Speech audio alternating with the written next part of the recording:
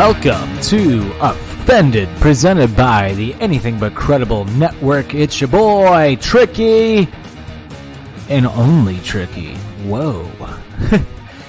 This is weird. This is really weird, actually. I've never done a solo episode before. This is a solo for the first time in Offended's history. We got ourselves a solo episode. This is weird. It's weird. I don't like talking to myself. I feel like I'm talking to myself. Hey, Tricky, how was your day? It was pretty good. How was your day, Todd? He just got multiple personalities. Jesus Christ, I'm losing my mind. But anyway, welcome to Offended, the first ever solo episode in our show's history. I don't really know how to go with this. I feed off of other people's energy here, and when we do the show, I feed off other people's energy. So it's going to be a little different. We have a lot to discuss.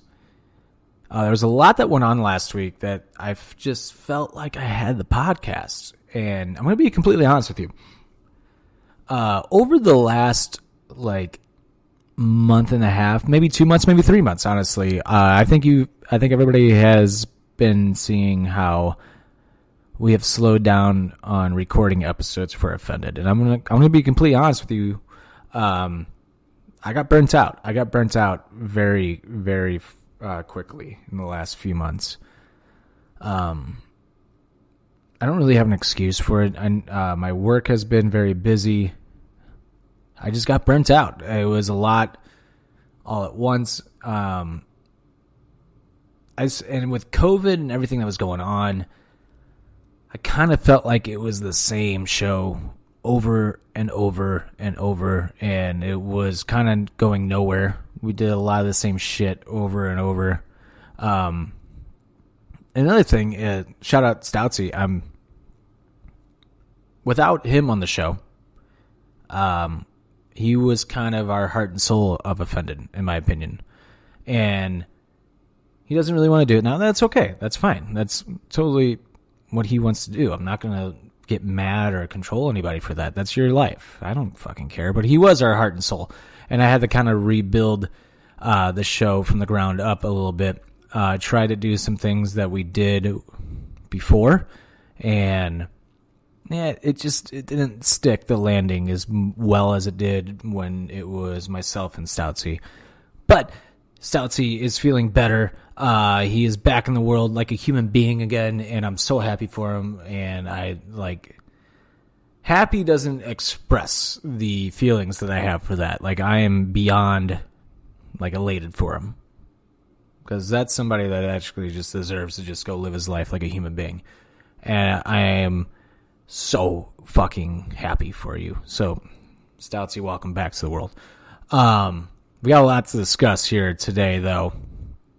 There's a lot happened last week with the Stanley Cup Finals, fans being back for AEW, fans coming back for WWE this week even, the Euro Finals, Conor McGregor. We have all that shit to talk about, but I also want to discuss something that I kind of came to conclusion with, and I think it was a big part of why I feel like I got burnt out and felt like every episode was the exact same, is that I am ending Songs of the Week.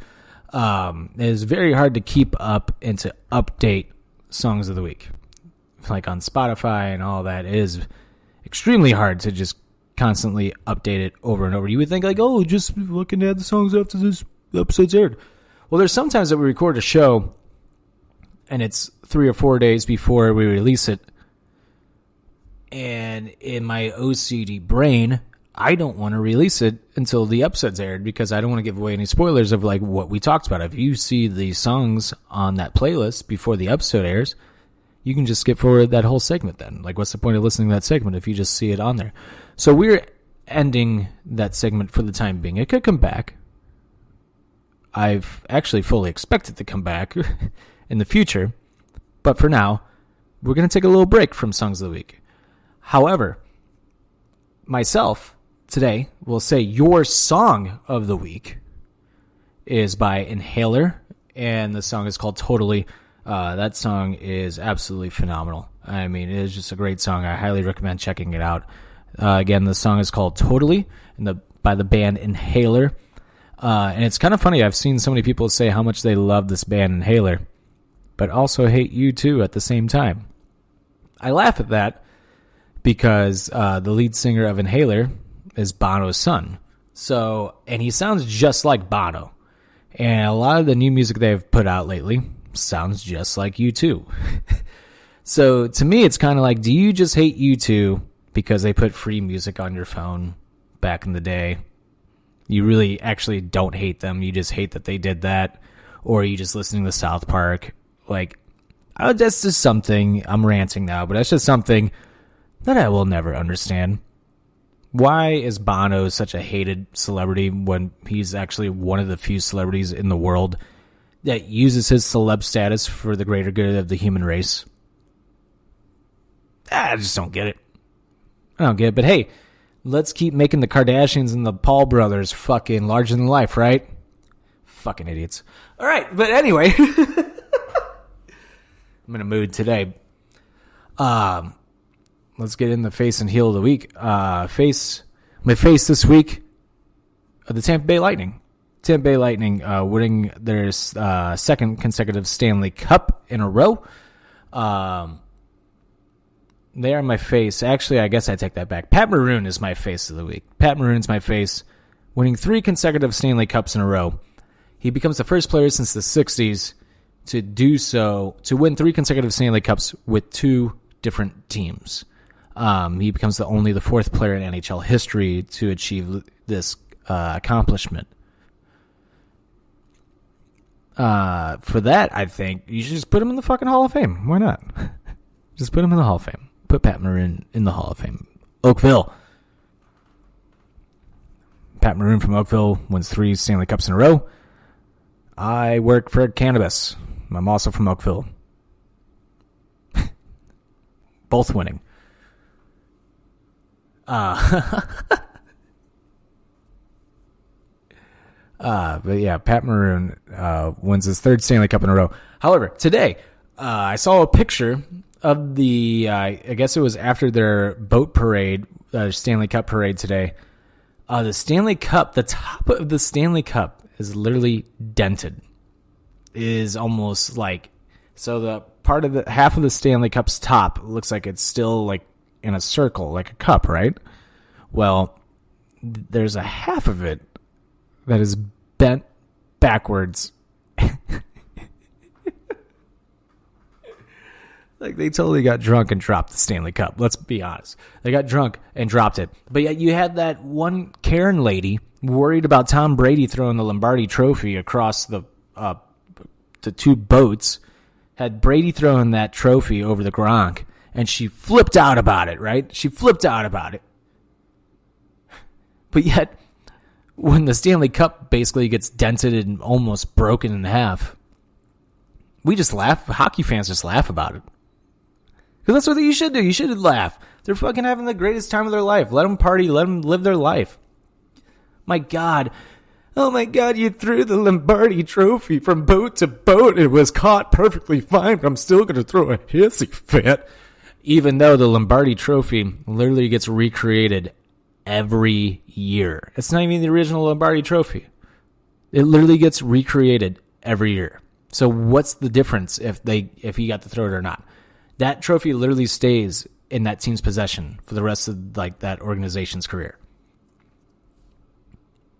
The Stanley Cup, however, is the only Stanley Cup. I think there's like a couple other like replicas of the Stanley Cup that travel around like to get like pictures taken with fans and stuff. But the one that the players win and the one that they get to hang out with like every day is the real Stanley Cup. And I just have to laugh at some people like freaking out about that Tom Brady incident, but then hockey fans just laugh it off for the Stanley Cup. Because that's how it should be. It's a fucking trophy.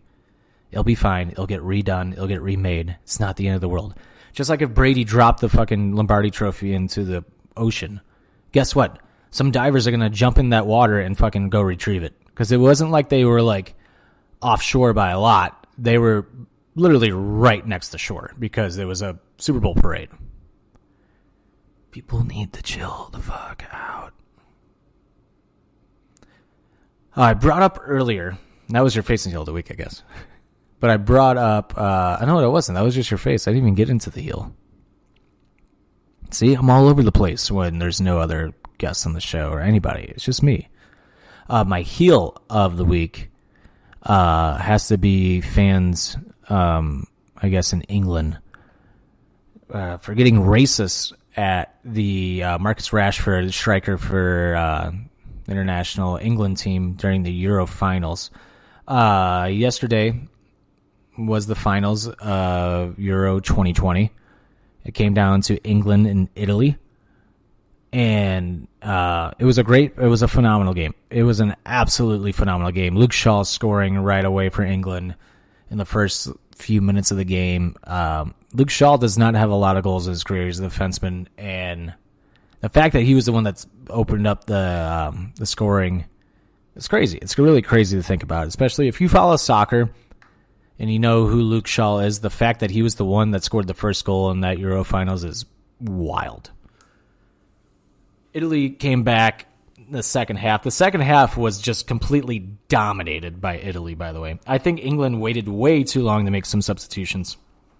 I get what they were doing, but I think they waited way too long to make any substitutions whatsoever. I fucking hate Italy. I hate their soccer team anyways. I hate their soccer team, not the country, the soccer team. I hate their soccer team because they dive around worse than any other country. If you watch the World Cup, Italy dives around like crazy. And then they also play very fucking dirty. They play extremely dirty. I mean, that jersey pull in that game is crazy to me. And I get the rule that, he wasn't the last defenseman, so it's not an automatic red card. I disagree. I think that should be a red card. You killed the team's momentum. You killed him possibly getting like a 2-on-1 opportunity. You pull him down like that. It's a blatant call. I mean, that should be a red card. But I digress. And I'm Italian. That's the thing. I'm Italian. But England is like my favorite soccer team to watch. A lot of my favorite players play for them. And it was funny because like on Sunday, I kept saying how I wished I was in England for these games because they just go fucking apeshit every time they score a goal. It just looks like a massive party. I never once put in the thought of how they act when they lose, or like when they lose a big game like this. I never once thought about that. And now a day later, it's like, do I really want to be there? I saw the fights. I saw the brawls after the game. Fans just, like England fans just sucker punching Italy fans for no fucking reason. Like, it's a soccer game, guys. I get soccer's your life over there, but Jesus, man. Take it easy. It's a fucking game. It's not life or death here. The game gets tied by Italy with like 20 minutes left in the game. They go to overtime. It was a great overtime. I thought England came back. I thought they pushed back pretty well against Italy in the extra time, the overtime. They couldn't get the job done, and it goes to penalty kicks. Well, the penalty kicks come. I hate that soccer games get decided by PKs. I really do. Because in my opinion, if you're a professional soccer player, you pick a corner and you should score every time. I get it, though, that they're under a lot of pressure. I mean, the world was watching. And anything can happen. Marcus Rashford gets subbed in the extra time for England. I was kind of surprised to see him not already be in the game by that point. I thought England could have used some fresh legs earlier on. Marcus Rashford's a great player. And I was very shocked that he came in that late. I thought it was almost too little, too late to make some subs. So I think they used 2 substitutions with like 2 minutes left in the extra time. And I'm just sitting there watching the game, just like, why was this not done 15 minutes ago? Or at the start of the first, like, extra time half? Like, what? But I get it. Then I was like, oh, they're putting them in because they're going to go to PKs, so they're getting their best strikers in. I get that. Well, when Marcus Rashford's going up to shoot, he does something, that I absolutely can't fucking stand when it comes to soccer players taking penalty kicks, and it's like a stutter step. They want to, fake out the goalie or whatever. I disagree with that. I feel like I've seen so many fuck ups happen in penalty kicks when the players don't just run through the ball and kick the ball into a corner. I feel like I've seen so many more penalty kicks missed when they do a stutter step going up to the ball. And sure as shit, Marcus Rashford did a stutter step and hit the post. And Italy's goalie jumped the opposite direction too. So I saw that happen. I'm like, God damn it, this is just going to bite England in the ass. And the next play, the next shot gets taken. I'm pretty sure England's goalie saved it. But after Rashford hit the post, England missed the next two PKs also. I think both of them were saved, if I'm not mistaken. I think. England completely shot themselves in the foot. Italy won PKs. They became the Euro champions. Everybody thought it was coming home, but it's going to Rome.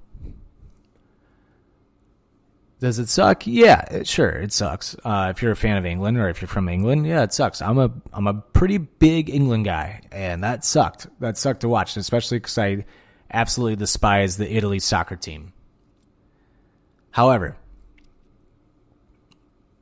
the fact that racism then comes out by England's fans for Marcus Rashford hitting the post is inexcusable. It's fucking bullshit is what it is. It's disgusting. It's the fact that we're in 2021 and racism is still this bad blows my fucking mind. It blows my fucking mind.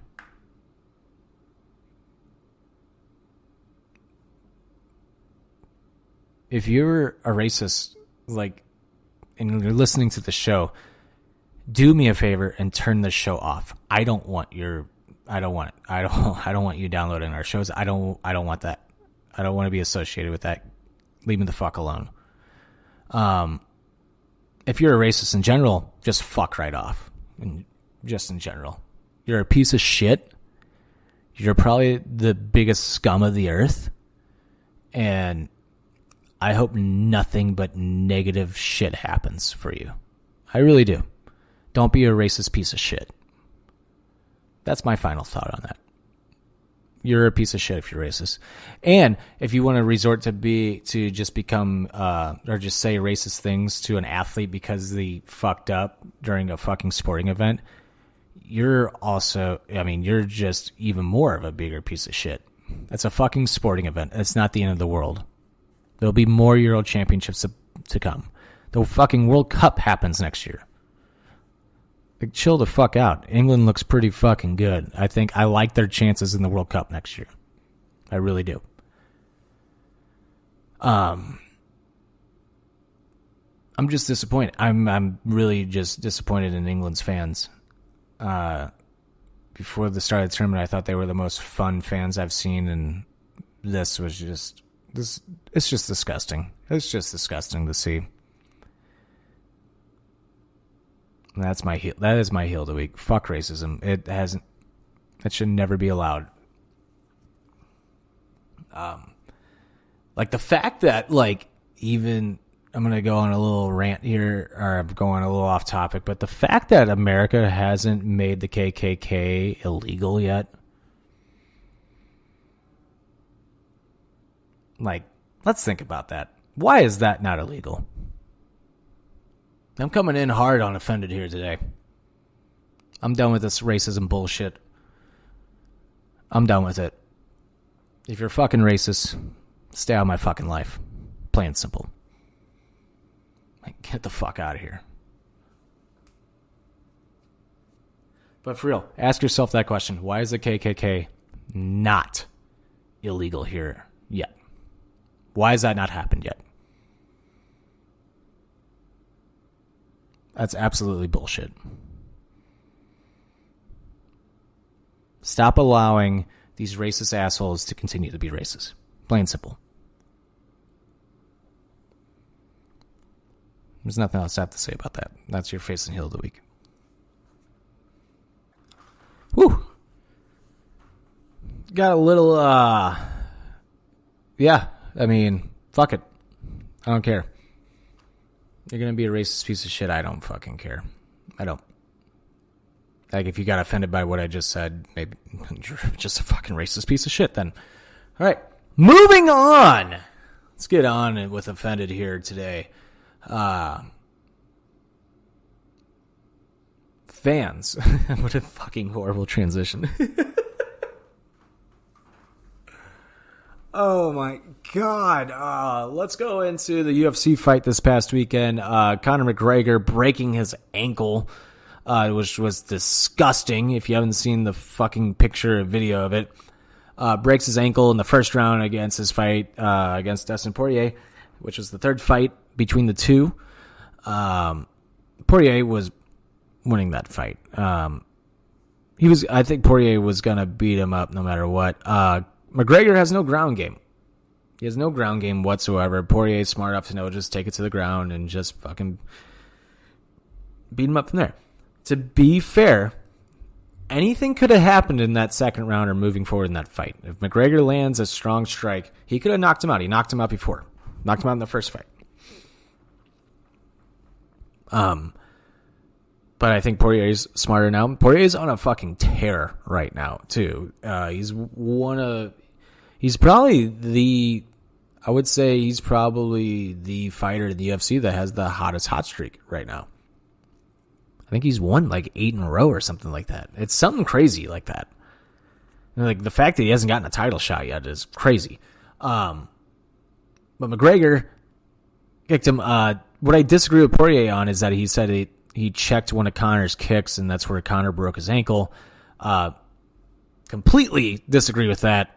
He did not check any of his kicks, and Conor was fine for the most part throughout that fight. After he threw, I think he only threw a few kicks before Poirier just took him to the ground, and it was just all over him. Conor totally stepped backwards, rolled his ankle, and when he rolled his ankle literally just snapped in half. That's disgusting. It was disgusting. I mean, it was absolutely disgusting to see. And I remember watching that, and when he fell backwards, I didn't see the initial ankle break. But when he fell backwards, I was like, what the fuck just happened? Why did he just lose his balance? And why did he just fall over? What happened? And the fact that he continued to fight and continued to defend himself, and he defended himself pretty fucking well, is astonishing.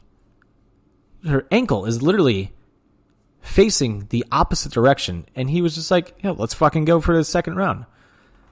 So I disagree with Poirier in the post-fight comments saying that, he broke his ankle on a check kick. And before you're like, oh, there goes Tricky, fucking sticking up for McGregor. No, I actually bet on Poirier to win that fight by submission in the second round. And if that would have happened, I would have won fucking $500. So I was more pissed at the fight than to just go into the second round rather than McGregor winning. All right? Damn it. I do love how McGregor called Steve-O out from Jackass and saying that Steve-O was a crackhead because he bet on Poirier, not McGregor. And Steve-O was like, oh, I guess this crackhead's very smart. Love Steve-O. After the fight, there's just some petty bullshit going on between the two. I thought Poirier did not handle the post-fight press conference well with Rogan in the octagon, but I also thought McGregor overstepped some lines as well. You're expecting to see that out of McGregor. You're expecting it. One of the things I do think is funny is that Poirier's wife apparently did slide into McGregor's DMs a few years ago. And McGregor's just like, yeah, you were all about it. He posted proof of it too, which is even funnier. I don't know. That's just my take on it. I just think it's hilarious. McGregor is going to always be viewed as this villain, no matter what he does. He's always going to be viewed as a villain. It's kind of like Kanye West. Always going to be viewed as a villain, no matter what. No matter what. Even if the other party's in the wrong, they're always going to be viewed as the villain. Like Kanye West, for example. You never hear about the good he does for the human race. You never hear about his charity work that he does. You don't hear a goddamn thing about it. You only hear about the negative from Kanye West because that fits the media's agenda. I'm just going to be straightforward about that. I don't agree with that. Kanye West has severe bipolar depression disorder. Severe bipolar depression. Just because he's a celebrity doesn't mean that he can handle it better than all of us. Because that's just not true at all. If anything, it makes it worse. It makes it 100 times worse. And here we are as human beings, as people who listen to the media, we just constantly make fun of him over and over and over. What do you think that does for him? Does that help him? Does that help him grow into becoming a better person? No, it doesn't. If anything, you're becoming Kanye West. You're becoming the thing you fucking hate the most. You're becoming the bully. Like, don't do that. The dude has a fucking problem. He needs help. He doesn't need to be bullied. And if you could take anything away from this podcast, is that. Like, if people are everybody's going through shit. Everybody's going through something. And you know, if they're angry and they're not there mentally, and you can tell, don't give them shit for it. Fucking be there for them. That's your... That's a new segment of Unoffended. That's your life lesson here on Unoffended. It's so weird being the only person here. Where's Katie? Where's Salty?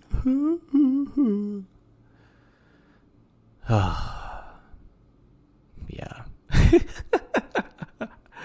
Speaking of Steve-O, brought him up a little while ago. The Jackass 4 campaign has kicked off for their new movie coming out in October. The trailer drops on July 20th, which I can't wait.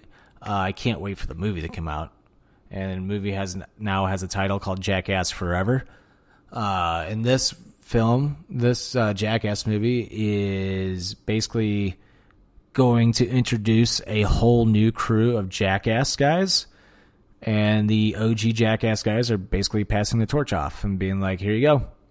Keep the name going. We're done. Sad. It's very sad. What's fucking crazy is that Johnny Knoxville, if you go to Steve-O's Instagram or even Gorilla Flix's Instagram, you'll see the picture from the upcoming Jackass movie. One of the stunts in that movie that was done, I guess Knoxville gets hit by a bull and he flies up in the air. That picture is the stunt where Johnny Knoxville legitimately almost died. Yeah. The OG Jackass guys are going out with a fucking bang. That's all I gotta say. I can't wait to see it. They had a Shark Week special, a Jackass special last night on Shark Week. And one of the new guys, his name is Poopies. You heard that right? His name is Poopies. I just think it's hilarious that his name is Poopies. I'm going to keep saying it like that too.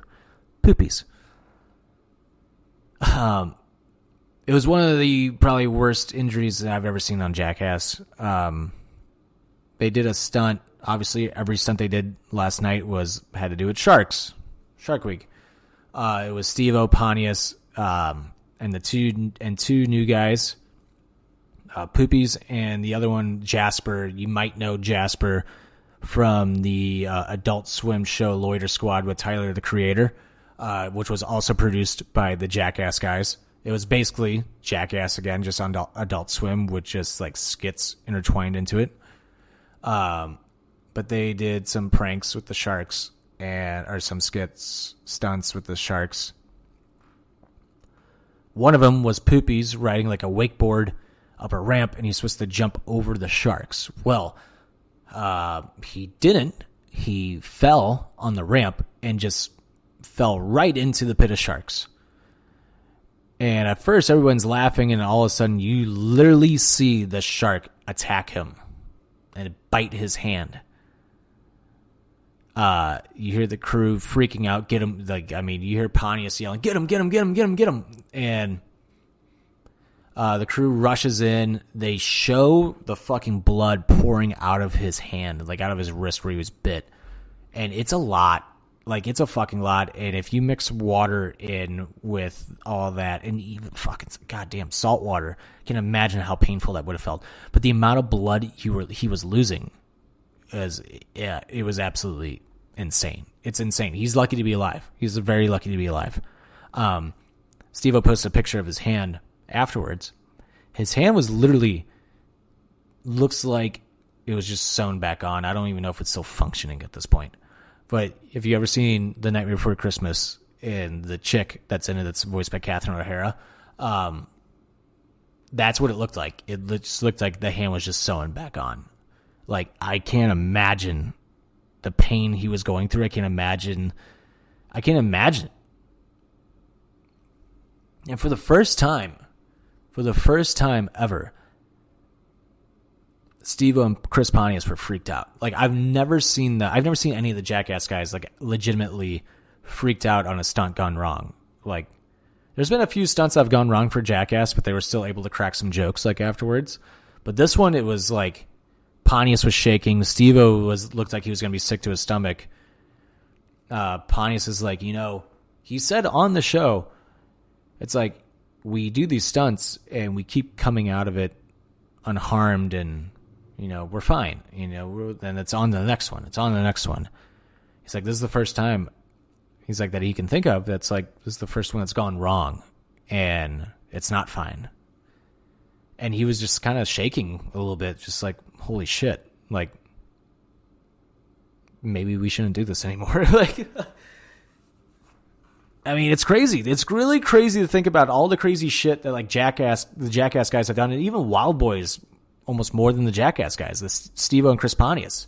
Think about all the animals that they, like, did, like, stunts with, where they could have easily have gotten fucked up. What about Steve-O and Jackass number 2, where he fucking puts the fish hook in his mouth and gets casted off into the ocean with sharks, and a shark was coming up to Steve-O looking like he was going to bite Steve-O, but luckily Steve-O kicked the shark with his foot on accident, and the shark freaked out and swam away.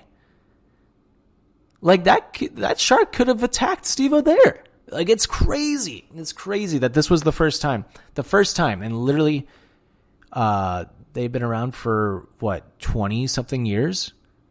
For like 22, 23 years? This is the first time something majorly wrong has happened? That's crazy. That is crazy to think about. That is absolutely crazy to think about. I'll never forget Pontius being like, I can't believe I'm fishing for sharks using Steve-O as my bait. Ha, ha, ha, ha. I love Jackass. I can't wait. I can't wait for the fourth one. But yeah, last night, that was one of the most disgusting things I think I've ever seen. Oh, gross. Absolutely gross. Oh, man. We are flying through everything I want to talk about. Is this how normal podcasts are supposed to be? We just go on a fucking rant, like, when I have people over? I don't know.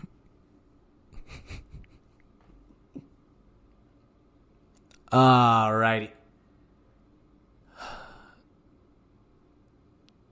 Maybe next week. I guess I just thought of something. Vladimir Tarasenko requesting for a trade with the Blues. Kind of saw it coming. I thought he was going to get traded anyways. I didn't realize he was the one that wanted out. But to be honest, I don't blame him for wanting a trade. I'm going to say it. I don't blame him for wanting a trade. I don't. I get it. If I was a professional athlete and that organization fucked up my shoulder surgery several times, I would be pretty pissed off also. I know a lot of people make fun of him for wanting to be the captain of the Blues. But you heard it here first on Offended a few years ago. We have an inside source with the Blues that it was 100% accurate during that Stanley Cup run. 100% accurate. And I remember getting into it with some people from ESPN 101, and they were saying, oh, you don't have the proof. I'm like, well, I'm not going to be dumb and give away my source and then lose my source, you stupid fucks. There was some turmoil in the locker room, and I remember hearing from a source that it was kind of divided down the middle, not even. It said it was a lot more people on the side of Vladimir Tarasenko than there was on the side of Alexander Pietrangelo, and this source had said that the team is 100% being led by Vladimir Tarasenko and not Alex Pietrangelo, and that's what caused somewhat of a rift. It caused It wasn't even a 50-50 divide. It was like an 80-20 divide in the locker room. And it just caused for some terrible play, in my opinion. There was no chemistry. It wasn't until Mike Yeo got fired that Berube, I think, kind of kicked their asses in the shape a little bit and be like, you're a fucking team. Stop being selfish. I think if Tarasenko doesn't get hurt after they win the Stanley Cup, maybe he then becomes the captain. But I think after winning the Stanley Cup and last season and even this past season, I don't think there's anybody's doubt. I don't think there's a doubt in anybody's mind. Ryan O'Reilly is the true captain of the St. Louis Blues. I can say that, and I really wanted Tarasenko to be the captain. But Ryan O'Reilly is the captain. There's no question about it. He is the captain of the St. Louis Blues. He's a captain for a reason. He's a great leader on and off the ice. He's a great leader. Tarasenko's just frustrated. And I'm going to say this to all the Blues fans that are out there saying, oh, fuck him. Get him out of St. Louis. Fuck him. He doesn't want to be here. Fuck him. Have you ever quit a job? Have you ever been a part of somewhere where you felt like you weren't getting the credit that you were deserved? Now, would you stay with that, or would you want to change it? Would you want to try and change it? Would you want to leave and go to another job? That's my question to you. Because if you kept getting dicked over and over and over, wouldn't you want to change the scenery? And before you say, oh, well, you got dicked over and over and over by not getting the captaincy, our organization botched his fucking shoulder surgery not once, not twice, but 3 fucking times. They rushed him back into the bubble, which re-injured his shoulder, but not also re-injured his shoulder. It also injured another piece of muscle in his arm because they rushed him back. Vladimir Tarasenko should never have played in that bubble. Never. They should have held off and waited till the start of the following season. And I guarantee you, if they waited and held off and let him rehab his shoulder like how he was supposed to, we might not be in this spot. We might still have Vladimir Tarasenko. And what I'm very worried about is that we're going to trade Vladimir Tarasenko and he's going to come back to form and just be this phenomenal hockey player again. Whether people want to admit it or not, Vladimir Tarasenko in the playoffs, the year from 2019 and I think the last 4 seasons prior to that year that we won the Cup, Vladimir Tarasenko was second behind Alexander Ovechkin in the amount of goals scored in the playoffs. Think about that. Think about how far the Blues got in those years. The fact that he was second, it's pretty fucking good if you ask me. He was on the cover of a fucking NHL video game. Not just any person can get on the cover of that game. You have to be kind of an all-star to get on the cover of that game.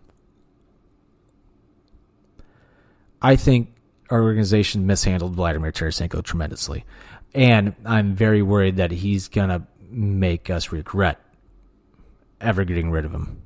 He's going to make us regret a lot of things. I'm not looking forward to seeing Vladdy go. I do expect a pretty large return. It's going to be a blockbuster trade. It's not going to be like just any other trade. We're not just going to trade him and free up cap. I think we're going to trade him and get somebody good in return. The person that I'm actually worried about the most and not re-signing is Jaden Schwartz. Jaden Schwartz is the heart and soul of the St. Louis Blues. Look at the stats with him in the lineup versus the stats with him out of the lineup. They're insane. Jaden Schwartz is our glue to this hockey team. We need to re-sign Jaden Schwartz more than anything right now. So, Doug Armstrong, do whatever you can. Get Jaden Schwartz to re-sign and stay with St. Louis. We need him. And for the Vladdy trade, he's not staying unless we throw the fucking bank at him, which I just don't see happening. Because it's a risk. It's a risk no matter who takes him. Because you know what? His shoulder might not be good. He might not return to form. I just have a gut feeling that he's going to return to form and be a fucking great player still. He has the heart. If you have the heart, your body can do amazing things, especially with adrenaline. But we'll see what happens. You got the expansion draft coming up soon. I'm wondering who we're going to protect, who we're going to not protect. Maybe that's a topic for the next episode. But we'll see. We'll see who we lose. We will see who we lose. All right. On to... All right. So we're going to do this again. I was going to go into a smooth transition into talking about how excited I am that fans are back, but instead I'm thinking I'm going to change it up. Fuck you, Ameren, Missouri. Seriously, go fuck yourselves. This fucking company are the biggest fucking pieces of shit and the laziest fucks I think I've ever encountered in my life.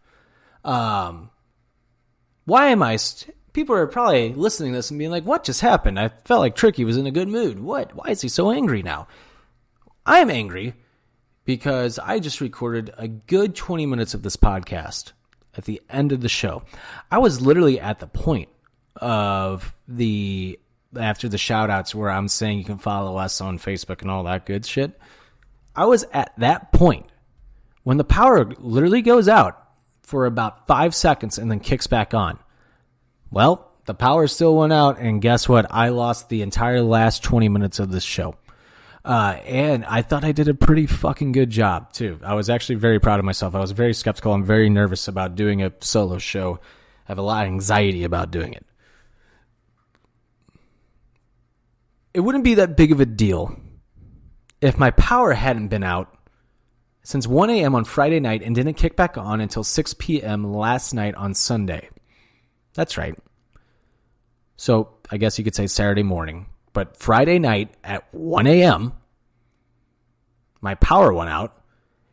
And Ameren didn't fucking fix it until 6 p.m. Sunday night. While everybody else around this fucking house had power. How the fuck does that happen? What a fucking joke. Ameren, you're a fucking joke. You are a fucking joke. Oh, we got so many people helping us now. No, the fuck you don't. You monopolized the whole electric company. You monopolized that entire industry here in the state. So now that you have to outsource to other states to get more people in here for shit like when shit like that happens. It's a fucking joke. It's a fucking joke. So I lost the whole last 20 minutes of this show. I'm going to try to redo it again. However, I'm just not going to be in the same mood as I was before. I was very happy before, and now I'm just... it is what it is. But you guys are the pieces of shit. Pieces of shit. Like, I cannot believe that just happened. I don't even think my fucking internet is kicked back down yet either.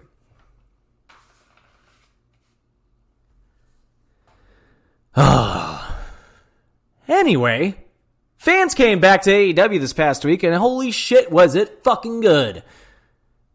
And to be completely honest, it was fucking so cool to see the fans back. It's been so long since the fans have been back in, like, wrestling. It was 15 months for AEW. They got a full live audience. Obviously, they had a couple of shows in Jacksonville that had fans, and the last pay-per-view had a full crowd, but it's not the same. It's not the same until you get back to an arena and when you're traveling and you have the fans back. One of the major things that happened was Aleister Black from WWE, a.k.a. from the Indies, Tommy End, and now his name is Malachi Black in AEW, debuted for AEW this past Wednesday night to a thunderous ovation from the crowd. The crowd reacted in a way that is just something I truly, truly missed in wrestling. And very happy for him. I think he got really fucked over. What's cool is that he's doing this gimmick, this persona, that's kind of a horror persona of him kind of having split personalities, kind of like Dr. Jekyll, Mr. Hyde. Or did I get that backwards? Is it Dr. Hyde? No, whatever. Jekyll and Hyde. You know what I'm talking about. Fuck off. But he's doing like a kind of a split personality gimmick. And he, literally 2 days before, I don't know how I didn't see this coming. 2 days before his debut on AEW, he put out a little short film. It was like a 3-minute short film of him in like a mental institution. And doctors are like checking up on him, and he's handcuffed to the table, and he's like, this happened. The doctor's like, no, it didn't happen. He's like, for the last 5 years, you guys have lied to me and ruined my life. And they're like, we haven't done anything to you. This is all in your head. And basically, the doctors are playing the role of WWE, and he's saying that he was just kind of manipulated and, lied to over and over and over, which is true. He was. And he was the next big thing in NXT. When he got called up to the main roster, nothing happened. They took him off TV for a little bit to rebuild him up, and they brought him back on, only to take him off TV again just to rebuild him up again. It was really dumb. They ran an angle last year during COVID where Seth Rollins was obsessed with, I guess, shoving people's eyes in the steel steps. Seth Rollins did that to Aleister Black, shoved his eye into the side of a steel step, and Aleister Black, when he came back as a bad guy with a vengeance. He came back as a heel, and he was wearing like an eye patch and all that good WWE stuff. Basically, it was stupid. But when he took the eye patch off, oh my God, his eye is so mangled. It was clearly just a contact in your eye that was just took away the color, like in the eye. So it just looked like a black dot. It's one of those contact lenses. But in WWE, we're supposed to be like, oh my God, look at his eye. We've never seen that before. Kane. So outdone.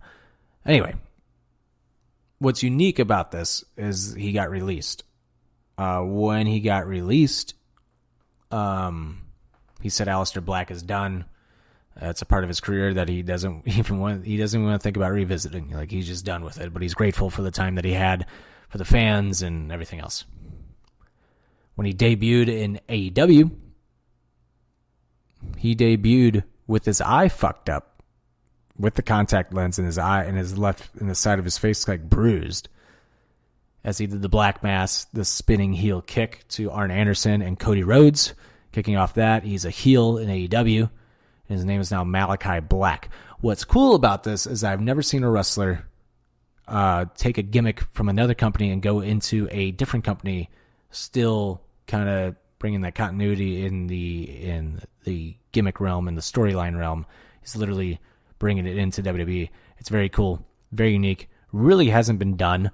That I can even think of off the top of my head. Obviously, some wrestlers, when they change companies, they're the same person, but they don't continue a certain story kind of into another promotion. And he's doing that all on his own because you have the creative freedom to do whatever you want in AEW.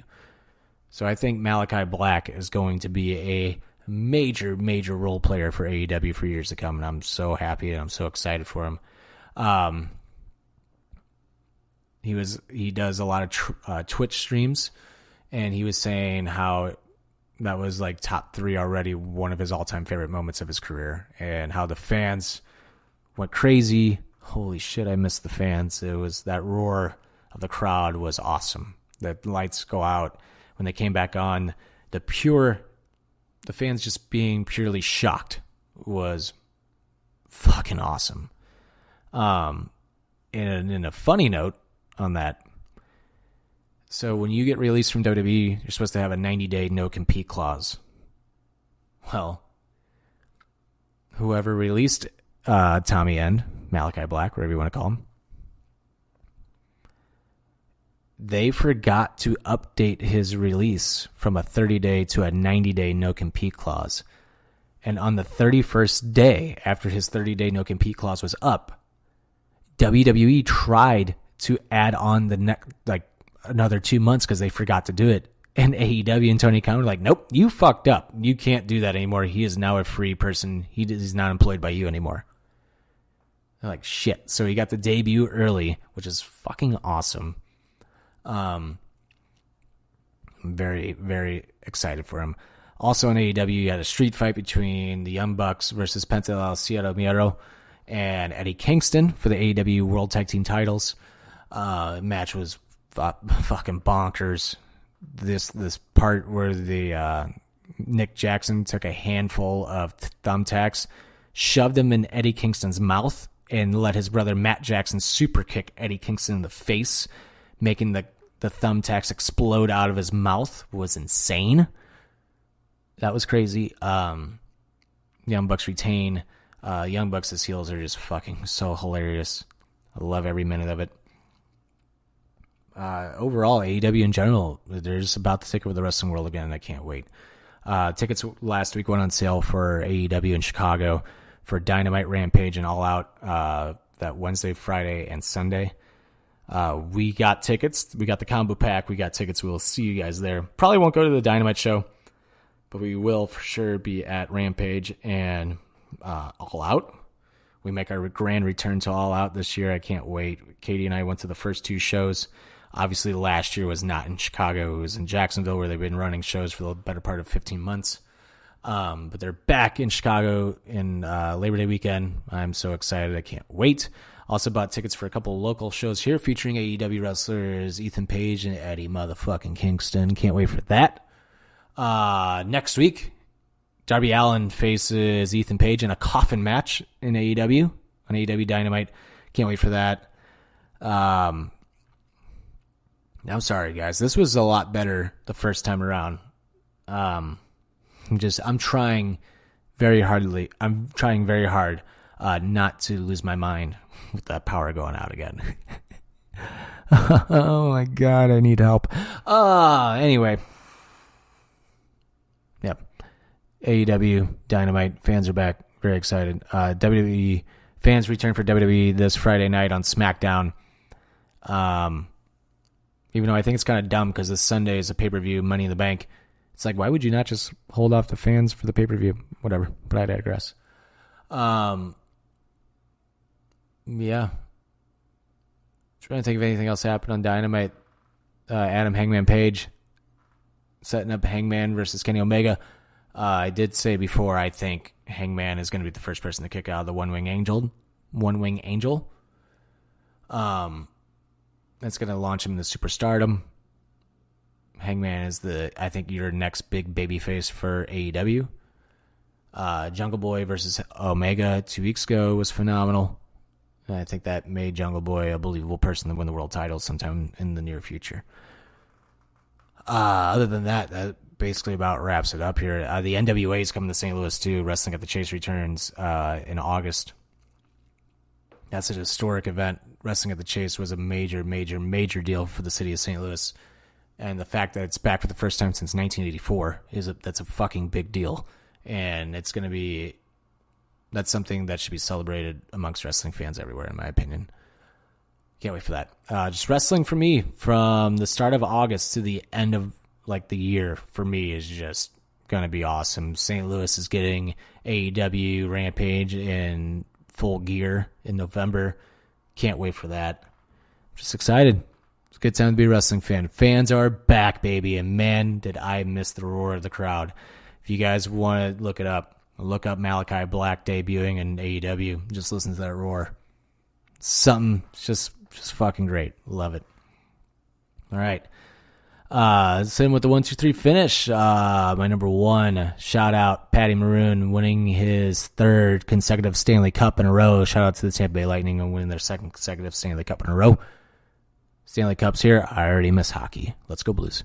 Number two, man, I'm thinking about if I only talked about AEW or wrestling in the second half of the show. I can't remember what else I talked about. Number two, fans are back. Super excited to have fans back. And number three, shout out to the maid in Denver, Colorado. That was working at a hotel, which was right next to Coors Field in Denver, Colorado for the MLB All-Star game that's taking place this week. The maid's a hero. She stopped probably the next big mass shooting here in America. She was doing her job, just doing room service, was cleaning her room, and she discovered 16 guns in the room, along with body armor.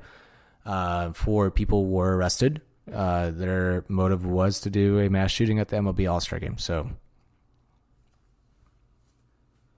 shout out to that maid, because you have no idea how many lives like you have really saved, and that's something that should be celebrated. And I think that's something that's not getting enough media attention right now for whatever fucking reason. But shout out to her. You can follow us on Facebook, Twitter, Instagram, and YouTube, and whatever. You can follow us on all social media platforms at Offended Pod. You can follow me on Twitter and Instagram at Trick1042. Make sure you go check out our playlist exclusively on Spotify. Offended Presents Songs of the Week, which obviously is going to be stopped being updated probably pretty shortly. So we're done with it, you know? Make sure you go follow anythingbutcredible.com for all your network needs, including us, the Offended Podcast, Anything But Credible Podcast, Going Off Topic Podcast, Movie Merge Podcast, What's Your Bliss Podcast, and so much more. Go check it out at anythingbutcredible.com. Make sure to go check out podcastmo.com also for all your Missouri podcast needs. And wherever you're following us on Apple Podcasts, Google Podcasts, Spotify, iHeartRadio, Pandora. Yeah, that's right. We're on that now too, motherfuckers. Wherever you get your podcasts, you can find us just by searching Offended. Subscribe, give us a 5-star rating, do all that good stuff. All right, I did it. I did it for the fucking second time in a row now. I made a podcast by myself.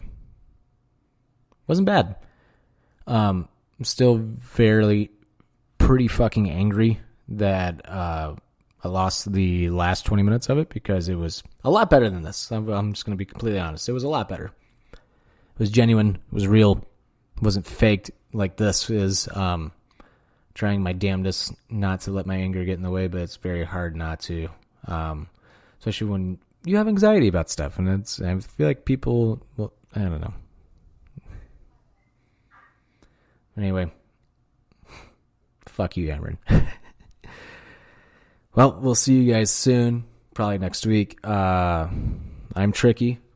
This has been Offended, presented by the Anything But Credible Network. We'll see you soon.